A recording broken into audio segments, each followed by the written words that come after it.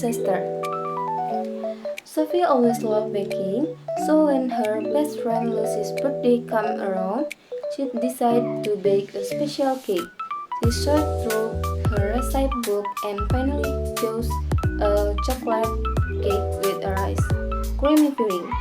Confident in her skills, she gathered all the ingredients and set to work.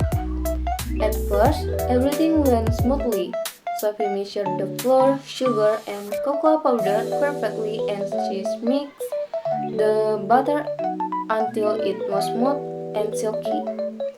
She preheated the oven and poured the butter into the cake pans. Feeling satisfied, she placed the pans into the oven and set the timer. While the cake baked, Sophie began preparing the filling. She melted chocolate and butter in a saucepan, stirring constantly to make sure it didn't burn. As the filling thickened, she tasted it and smiled. It was delicious just as she had imagined.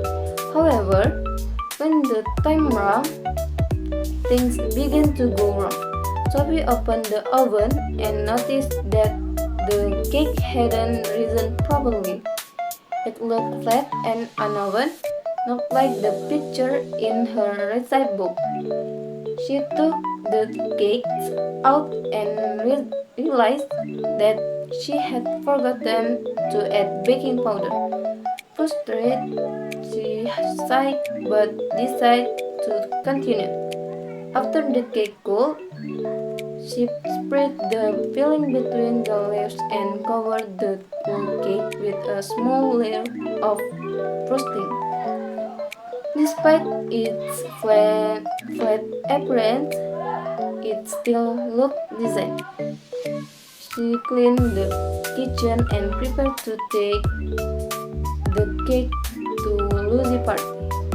At the party, Sophie was nervously as Lucy cut into the cake. When everyone took a bite, they paused for a moment.